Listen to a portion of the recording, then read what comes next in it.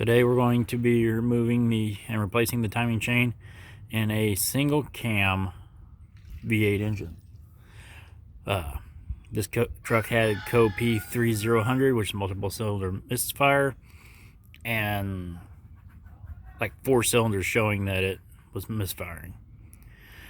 First step, remove your battery cable, your negative battery cable. Code just got cleared. Now we're going to remove the fan and the accessory drive belt.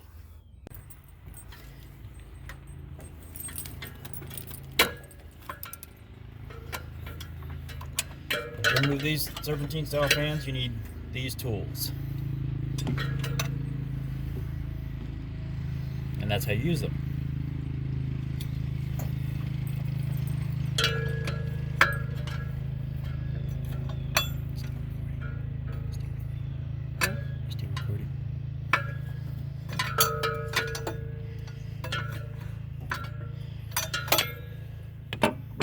Now normally it's a little harder than that, but I've had this fan out once this week. And I was verifying that it needed this repair.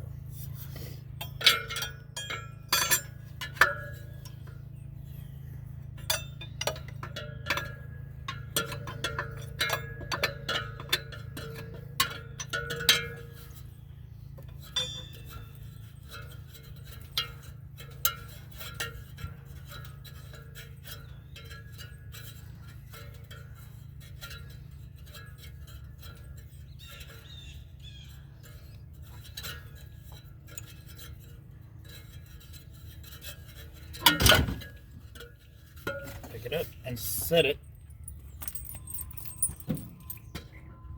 standing up. Now I take the drive belt off.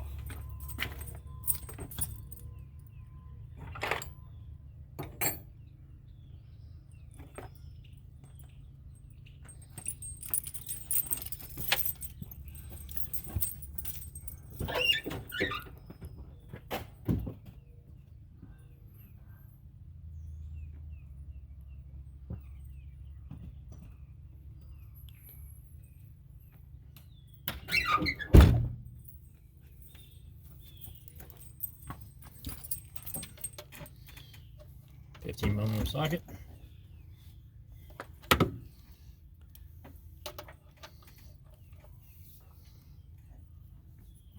Slide it off your idler pulley.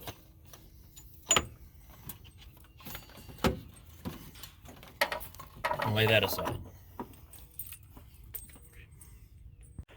Okay, so this tool has these little knobs. This side's for GM, that side's for Chrysler. And it goes into those holes, like so. And that's how you hold the water pump. I just personally prefer to do it with the accessory drive belt still attached. Okay, next step, we're going to remove the air cleaner, just so we can get it out of the way. And then we're going to remove the alternator and AC compressor. I just removed this bracket from right there. So if you're not used to doing things, put your bolts in there like that and then set it aside on your bench or whatever so you know where they go. One thing I forgot to mention was I pulled the petcock out of the bottom of the radiator last night when I got home so I could drain it, so I'd be ready for this. So that all came off as one piece on this particular vehicle. Next step, remove the water pump. Well, should be fairly easily done. I'm doing this all with hand tools. Here's the nice thing about this here bolt. If I'd have done it with an impact, would have broke. I could feel it trying to give, and you kind of see right here, it's weak. Still good for this purpose, I guess. I don't have time to buy a new one. I'll just buy one later and replace it. But yeah, you could feel it twisting as you were taking it out. So yeah, thankfully I cannot use power tools on this job because there's not enough room. Okay, got the water pump off. Now I'm going to show you how I verified that the timing chain was bad. This truck has a distributor. Pop your distributor cap off. In direction of rotation, you line up your timing mark,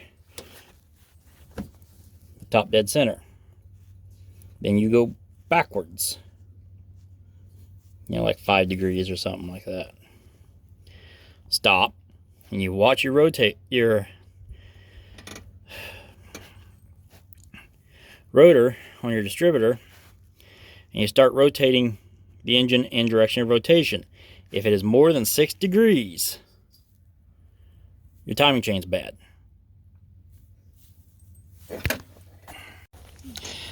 Okay, I had to move the power steering cooler out of the way, and thankfully found my power steering leak. So now I know what that is. Next is remove our dampener. You gotta take your bolt out of the center there, and then get a puller. And hopefully I do not have to remove the radiator. Okay, so yep, have to pull the radiator to get this off. Leastways with the tools I've got. So, there we go. Okay, the balancer is off. Rump my puller. And this puller's pulled several of these. This one was particularly tight. So, now we got to pull the timing cover, which means you pull the rest of your bolts. And this being a Dodge, it's got 2 that comes up from the oil pan into the cover. And also, those 2 water pump bolts and these 2 water pump bolts, pardon me, are also 2 of the bolts that hold on the timing cover. So you pull your oil pan bolts first, then you pull the rest of them. Okay, so we're down to the timing chain. Now we need to make sure it's out of time, which I believe it is. Got a specialty tool here. It's turning the engine over. Now, okay, yeah, this specialty tool here turns the crank. Slides on there like that. I do not know what these cost. This is the center of an old harmonic balancer from a 318 I tore apart. This is a socket that went through a shop fire. I just cut it out of the balancer and bolted the socket in. So, slides on there once you find a keyway, like so. Now we'll turn it over here. Too far.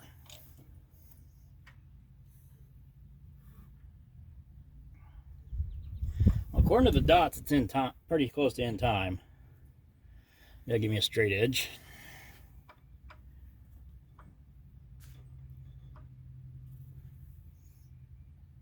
Close, but not quite. But that is a lot of slack. So that is the miss I have. So now off, you pull this bolt off, pull it off, and then hopefully I can get that bottom gear off fairly easily. Oh yeah, that's gonna come off easily. Okay.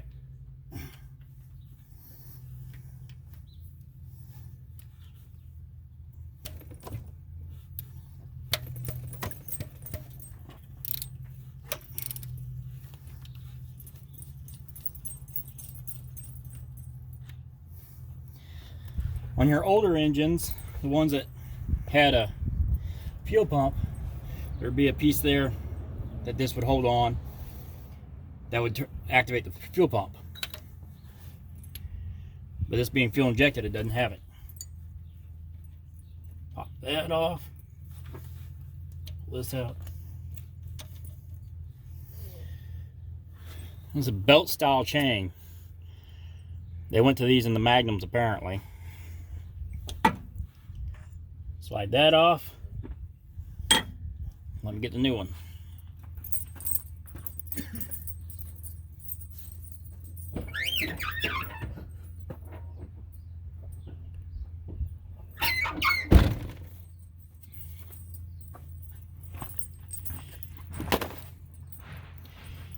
I'm sure those are more reliable.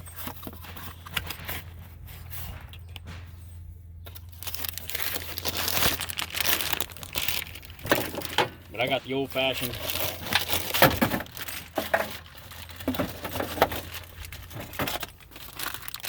twin chain.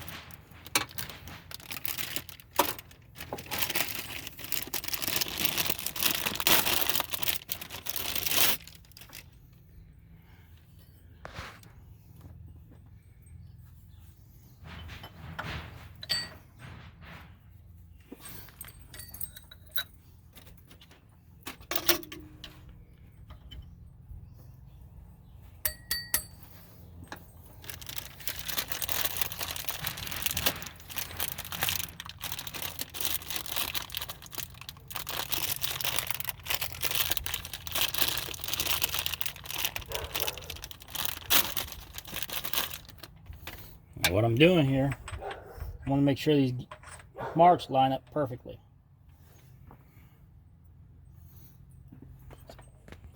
Go.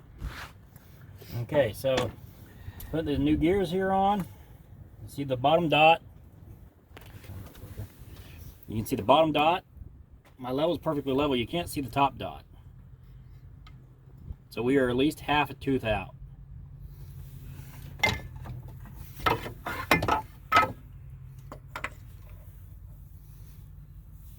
Too much.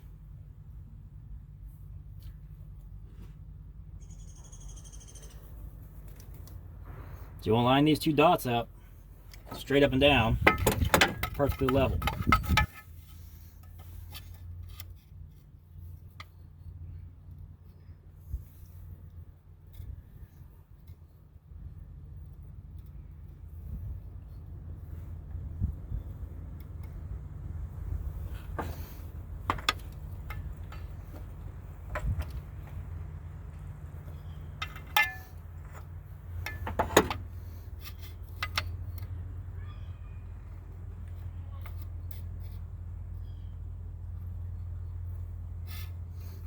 Pretty close.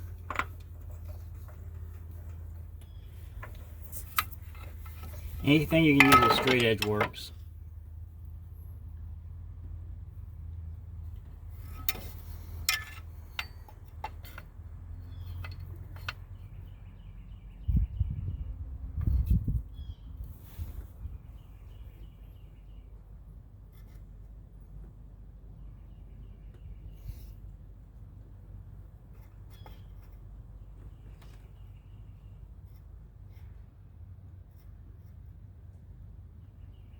Okay, we're level, right straight up and down there.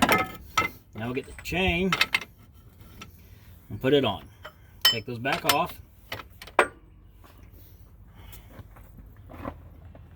Grab the chain. It fell. The advantage of the other style chain is it's a little quieter and a little stronger. This is what they call a double roller. There's two sets of links.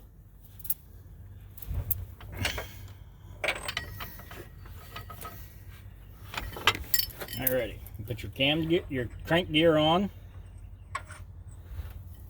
Wrap your chain around your cam gear.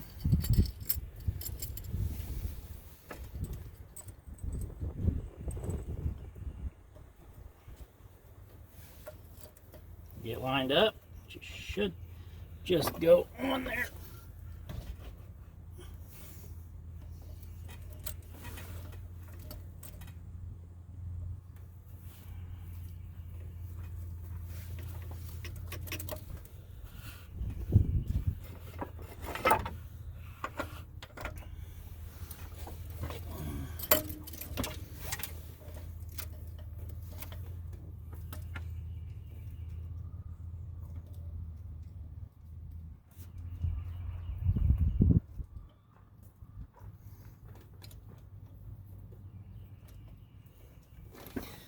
This part takes a little finesse. That chain is tight.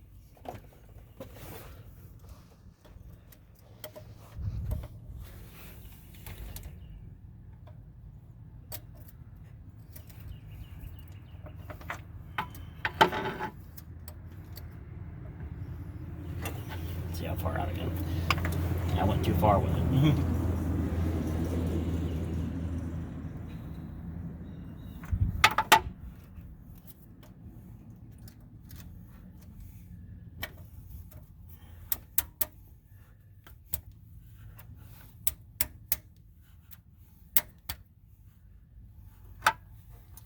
Currently, this engine is 180 degrees out, which means I need to rotate the crank 180 degrees, and I'll rotate the cam, no, 360 degrees. I'll rotate the cam 180. Currently, we have it firing on number 6 with Dodge and Chevy. So we want it to be ready, rolled up on number 1.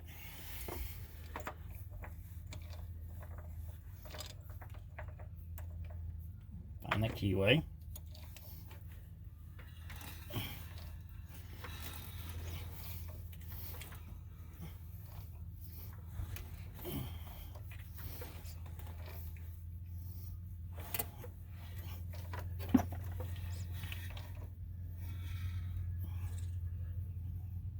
Now, if you did it correctly,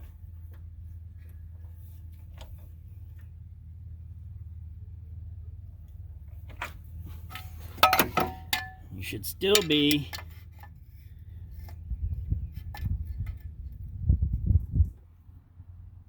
perfect.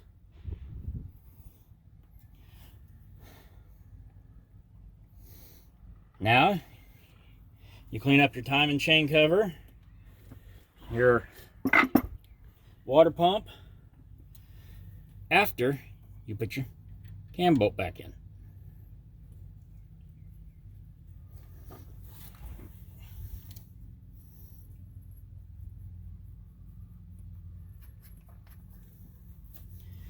And of course, torque it to spec. I'll just get a little snug here.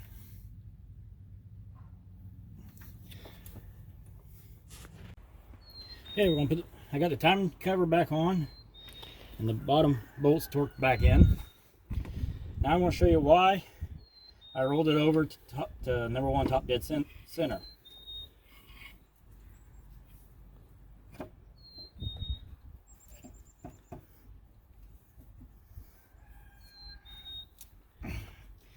Put that up there. Get your bolt.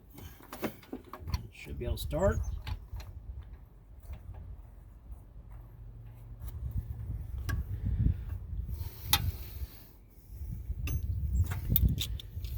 And I'll slowly pull it back, pull it on down.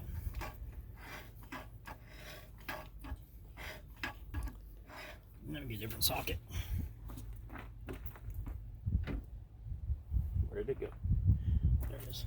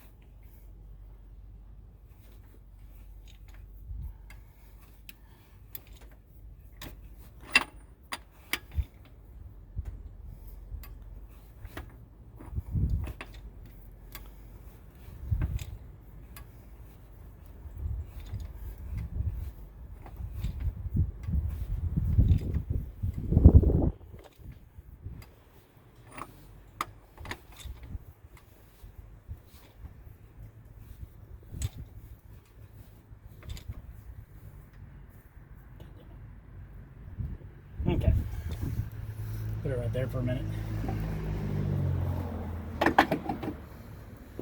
Self a rag and some cleaning fluid. Get this off real quick. See that I got timing marks.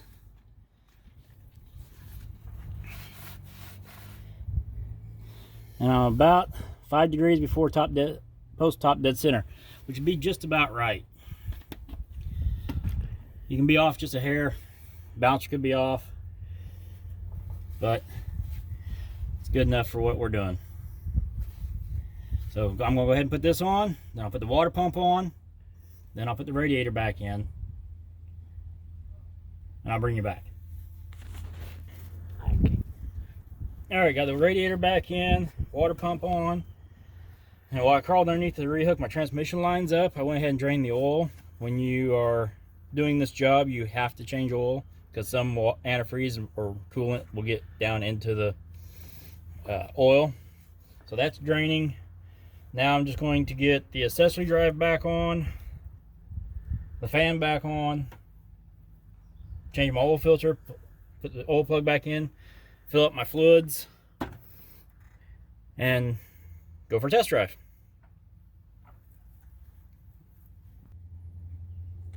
Okay, I have the accessory drive back on. I'm gonna put the belt back on, the fan back on, top all of my fluids off, my oil change my oil filter, and fire it up.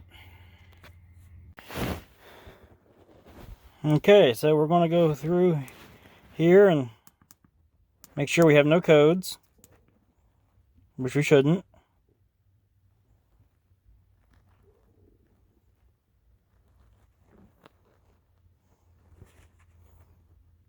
No codes. Now, just for reference, this is how many miles the body has on it anyways. I don't know nothing about the engine of this vehicle. So you're going to be with me for the first fire up. Here we go.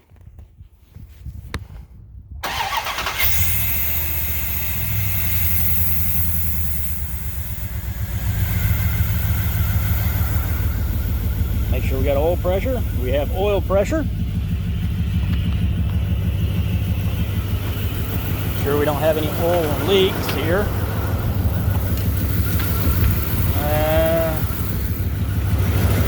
Do not see anything coming out of the oil filter. I have to add some more antifreeze. I don't have my cap on because I don't want it to pressurize. Alright, now we're going to run a timing light on it.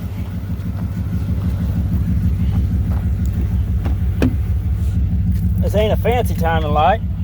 It was my grandpa's. I inherited it many years ago.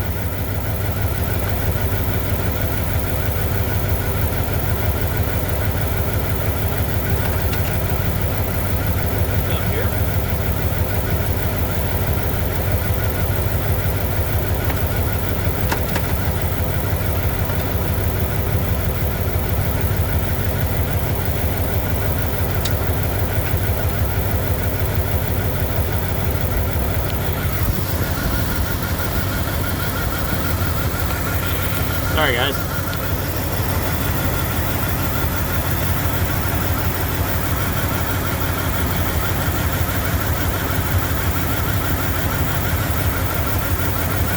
Can't see it through the phone.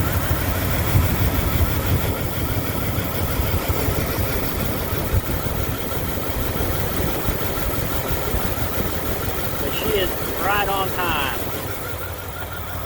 I'm going to call that a good fix. I'm going to test drive it here in a few minutes. I'm going to let it warm up, let the thermostat open up, let it circulate all the coolant, and I will report back. Okay, she's been running about 5-10 minutes. She's up to operating temperature. Make sure we still have any codes.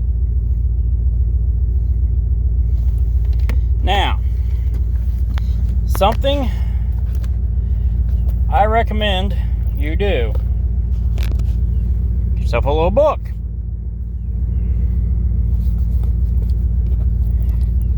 Here's what we got, when I bought it, how many miles was on it, everything I have done to it, date and mileage.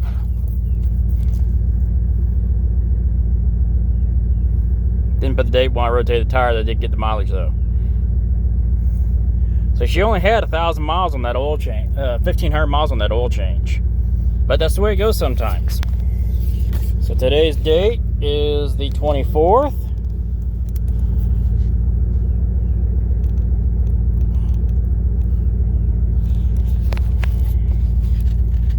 We're gonna write down here timing chain. Replaced.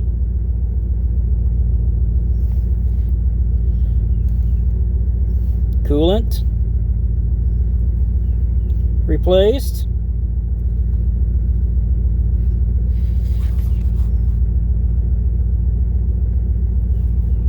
Oil and filter. because I forgot to put the mileage up there. 285,772.